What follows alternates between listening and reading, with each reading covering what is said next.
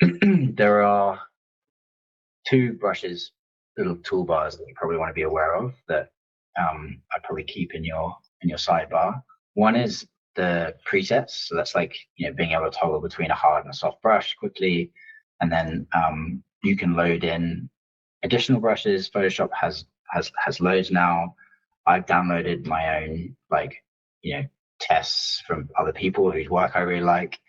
I can make these available to you if you want. If I just switch this to white, actually before I do that, so the presets is helpful, but really understanding kind of what's going on in a brush. So if I just go back to just the basic one, so I think by default you'll normally have it on soft round, which up here you might be familiar. You can change kind of the size, but also the hardness, which is basically just the fuzziness around the edge of the brush. So if you get a full hardness, you'll get a really hard edge. Softness, you'll get the lovely haziness.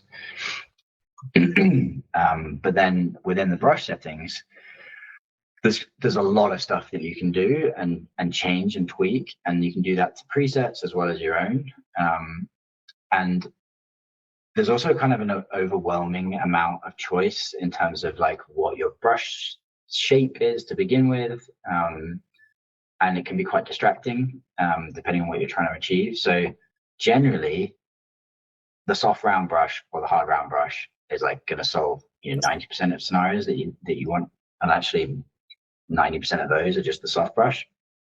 But there are a couple, like the grass one, which looks super basic. If I just brush that as it is, it's just going to give me a series of exactly the same shape, size, angle grasses. But if you start leveraging these, it gets really powerful. So if I turn on shape dynamics, I can adjust so as I brush it, it'll tweak the scale of that brush as I brush it. So you'll see that kind of start to already look a little bit more nuanced. I can then dynamics. So if I go here, and if you can't see this, you want to go up to here and then brush settings. Okay. And then it should give you access to a little toolbar. When you're in here, basically what this will do is it'll ask you the brush tip shape. You can choose the shape that you want to use, and there's loads that are just by default in Photoshop, and the grass is one of them. Then you can start kind of adding settings to that brush. So shape dynamics is the first window. So your size jitter.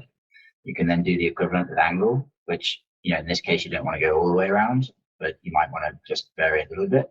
So that again starts to kind of give you a little bit more variation. So I use this and have used this for a long time for, if you dropped a picture of grass into your image that you want to Photoshop in and you want to soften those edges, this is perfect for that. You just, add a bit of variation to the brush, use the white, pure white, and you just brush it, back in, and you get that soft kind of hazy edge. Brown jitter, I think that might be more relevant to, I think that's like flattening and shortening it. It's like kind of rotating it that way. You can also actually, in the brush tape shape, you can use this to change like the general angle, which can be quite helpful if you're trying to feather in a particular edge rather than just up to down.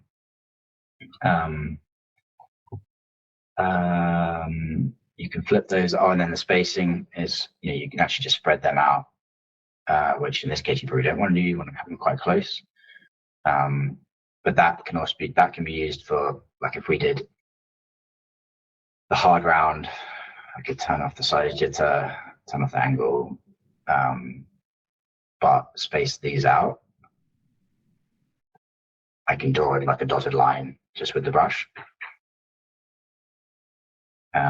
So you can kind of do whatever you like.